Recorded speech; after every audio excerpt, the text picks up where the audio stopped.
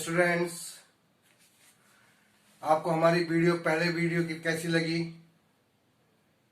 अगर आपको अच्छी लगी तो उसको सब्सक्राइब कीजिए, लाइक कीजिए और शेयर कीजिए। और आज की वीडियो में हम आपको बताने जा रहे हैं अबाउट द कूलम्स लॉ।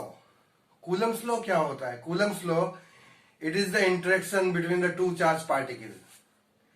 तो हम टॉपिक पे आते हैं कूलम्स लॉ के। कूलम्स लॉ, तो this law was formulated by Charles Augustine de Coulomb in 1785. ये क्या देता है? It gives us both the nature and magnitude of the force of interaction between two charges. Let be, there are two charges. One is the Q1 and other is the Q2, and they are separated by a distance r. So it states that the force of interaction between two point charges is directly proportional to the product of the magnitude of the charges and inversely proportional to the square of the distance between them. समझ में आ गया कि हमने दो point charge मान लिए, एक Q1 और Q2, जिनके बीच में डिस्टेंस कितनी है? R। तो अकॉर्डिंग टू कूलम्स लॉ, जो फोर्स ऑफ इंटरेक्शन होगा इन दोनों चार्ज के बीच में, वो F is directly proportional the product of the magnitude of the two charges Q1 into Q2 and it is inversely proportional to distance का square. तो F प्रोपोर्शनल टू, तो combining both the factor F proportional Q1 Q2 upon R square. तो F proportional to Q1 Q2 upon R square, तो F is equal to K Q1 Q2 by R square. यहां पे K क्या है? K is a constant and K is equal to 1 upon 4 pi epsilon naught, 1 upon 4 pi epsilon naught, और इसकी वैल्यू होती है 9 into 10⁹ newton metre square coulomb inverse 2। तो 1 अपॉन 4 पाई एप्सिलॉन नॉट की वैल्यू होती है 9 into 10⁹ newton metre square coulomb inverse 2। और इसमें जो है कि कांस्टेंट वैल्यू है, तो पाई जो है कांस्टेंट होता है। बस एप्सिलॉन नॉट क्या है? Epsilon not is the permittivity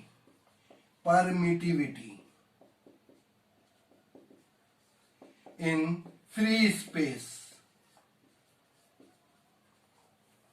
Epsilon naught is the permittivity in free space, और इसकी जो वैल्यू होती है, its value is 8.854 into 10⁻⁻12 newton inverse metre inverse 2 coulomb square.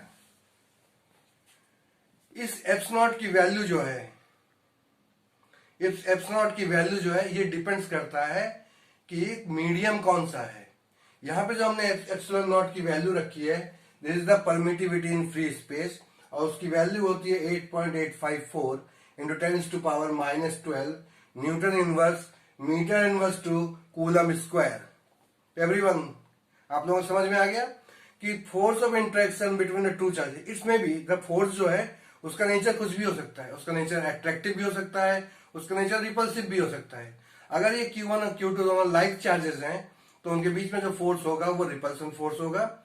और अगर ये Q1 और Q2 ऑपोजिट चार्जेस हैं, मतलब एक पॉजिटिव है दूसरा नेगेटिव है, तो इनके बीच में अट्रैक्टिव फोर्स लगेगा। क्लियर हो गया ये चीज?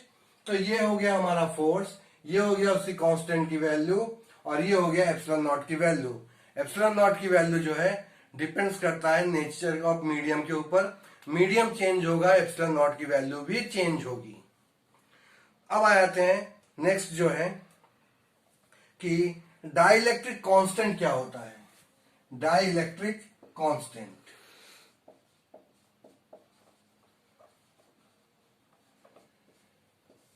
डाइलेक्ट्रिक कांस्टेंट क्या होता है? ये जो है रेशियो है एक, it is the ratio of force in free space to the force in medium.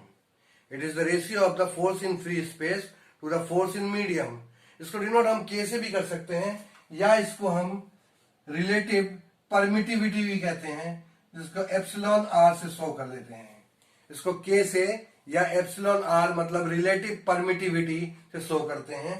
तो ये K जो है ये it is equal to F naught upon F, where F M लग देते हैं कि डायरेक्ट्रिक कांस्टेंट जो है force in free space to the force in medium.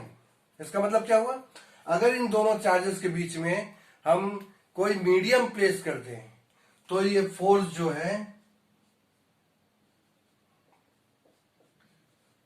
F naught upon के मतलब 1 अपॉन के टाइम्स हो जाएगा.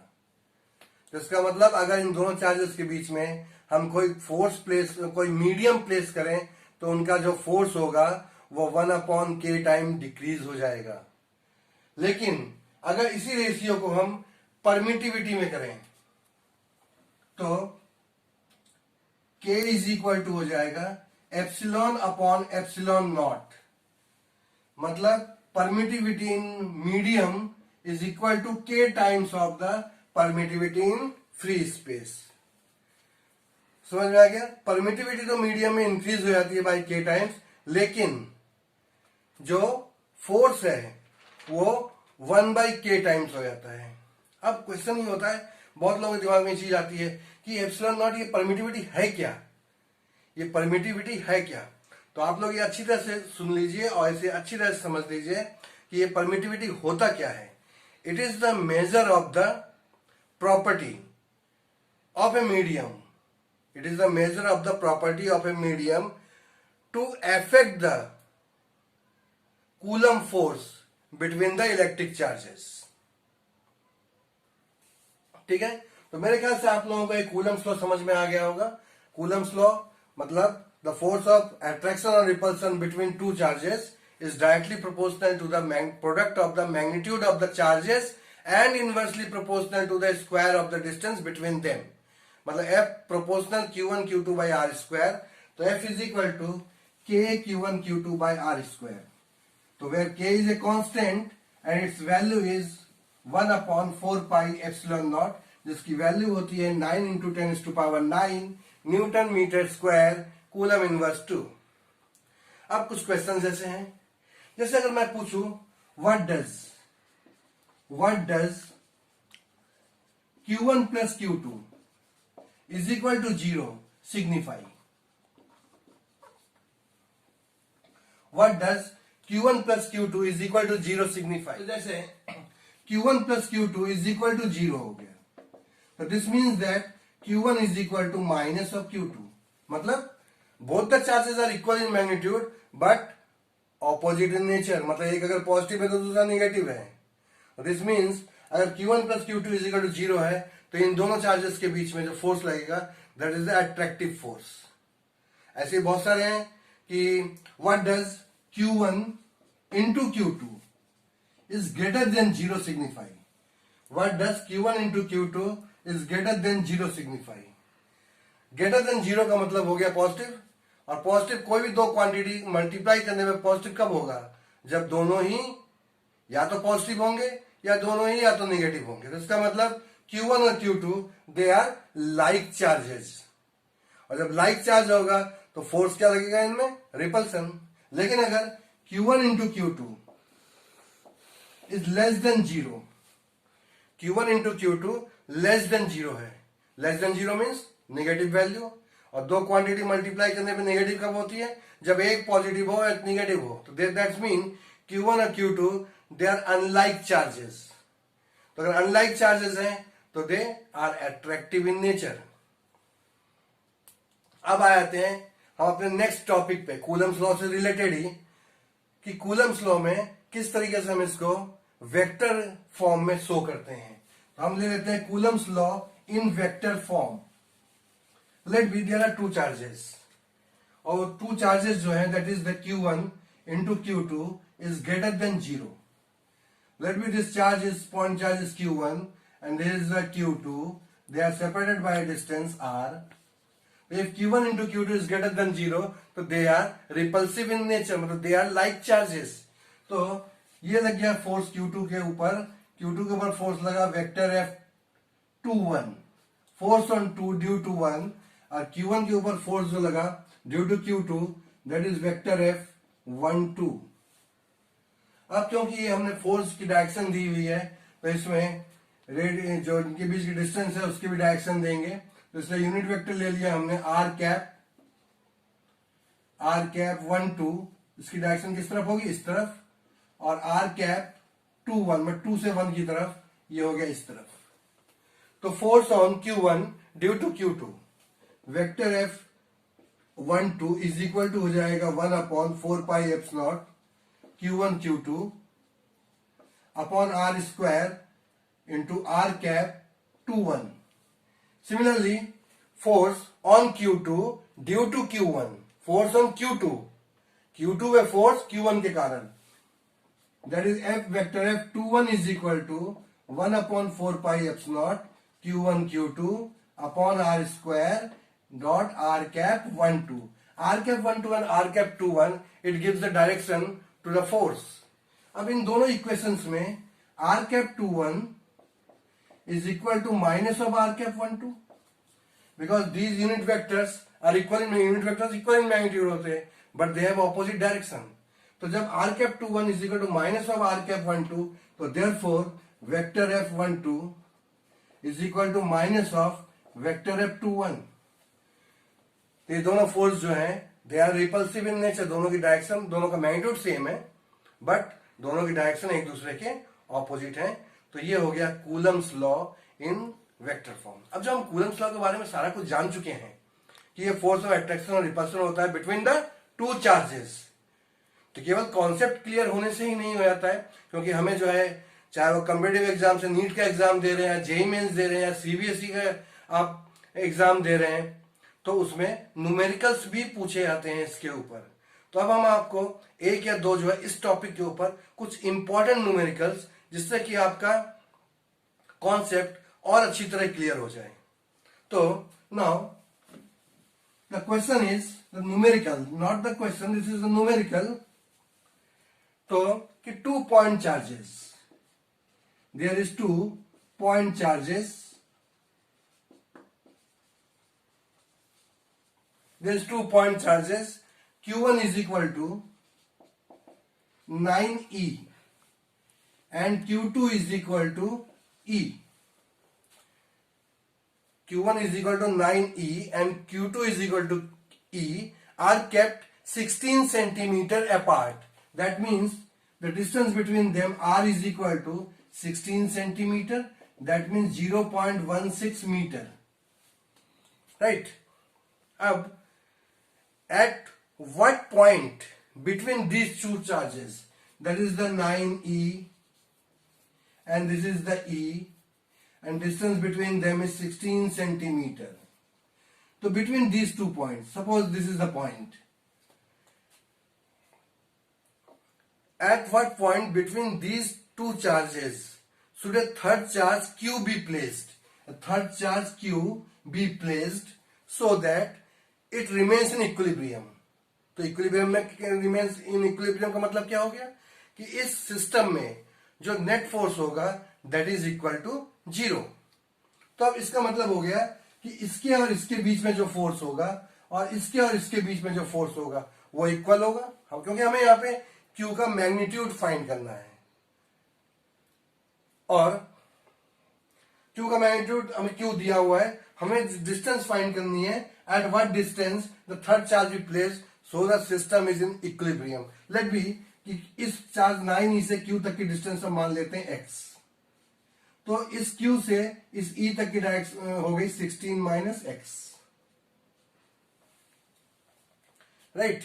तो अब इन दोनों के बीच में, मतलब 9e और Q के बीच में जो फोर्स होगा और Q और E के बीच में जो फोर्स होगा वो इक्वल इन मैग्नीट्यूड होगा, नॉट सेम साइन और लाइक और unlike, here only in terms of magnitude, their magnitude are same, the magnitude of the force are same between the 9e and Q and E. So then the force between the 9e and Q, K, Q1 हो गया 9E, Q2 हो गया Q upon X square is equal to force between Q and E K Q into E upon 16 minus x whole square. Here K is cancelled out, Q is cancelled out, and E is cancelled out. Then 9 upon x square is equal to 1 upon 16 minus x whole square. This is equal to 3 upon x whole square is equal to 1 upon 16 minus x whole square. So if the base are same, powers cancel out. So they cross multiply. 48 minus 3x is equal to x. So then x plus 3x is equal to 48. So 4x is equal to 48. So x is equal to 48 divided by 4, 12 centimeter. This means the distance of the charge Q from the charge 9E is 12 centimeter. At 12 centimeter, when a charge Q be placed in between them, the system is in equilibrium. तो ये numerical आप लोगों को समझ में आया? काफी हद तक कॉन्सेप्ट क्लियर हो गया होगा आपका। चलिए एक और क्वेश्चन हम आपको करते हैं, जो एक और क्वेश्चन मैं आपको करता हूं जो आप लोगों को और पसंद होगा। तो ये मैं क्वेश्चन जो है आप लोगों को खुद सॉल्व करने के लिए दे रहा हूं। आप लोग ये क्वेश्चन जो है खुद सॉल्व कीजिए और फिर मेरे को कमेंट्स कीजिए कि आपको ये क्वेश्चन समझ में आया या नहीं आया, या इसका आंसर भी मैं बता देता हूं इसका आंसर क्या होगा, तो आप लोग अपना आंसर टैली कीजिए। तो ये क्वेश्चन है, the electrostatic force on A small sphere of charge 0.4 microcoulomb due to another sphere of charge minus 0.8 microcoulomb in air is 0.2 Newton. तो what is the distance between the two sphere? Question मैं फिर से repeat कर दे रहा हूं। The electrostatic force on a small sphere of charge 0.4 microcoulomb due to another sphere of charge minus 0.8 microcoulomb in air is 0.2 Newton. What is the distance between the two sphere? इसका भी answer same है 12 centimetre. इसका भी answer जो है वो same है जो हमने अभी न्यूमेरिकल सॉल्व किया है, 12 सेंटीमीटर। तो ये था हमारा कूलम्स लॉ, और कूलम्स लॉ के ऊपर बेस्ड कुछ कॉन्सेप्ट्स एंड कुछ न्यूमेरिकल्स। मेरे ख्याल से ये वीडियो आपको पसंद आई होगी। अगर ये वीडियो पसंद आई है तो हमारे इस पे सब्सक्राइब करते रहिए, लाइक करते रहिए और शेयर करते रहिए, जिससे कि हम आगे इससे भी अच्छी वीडियोस और इससे भी ज्यादा जो है कॉन्सेप्शनल क्वेश्चंस और कॉन्सेप्ट हम आपको दे सकें।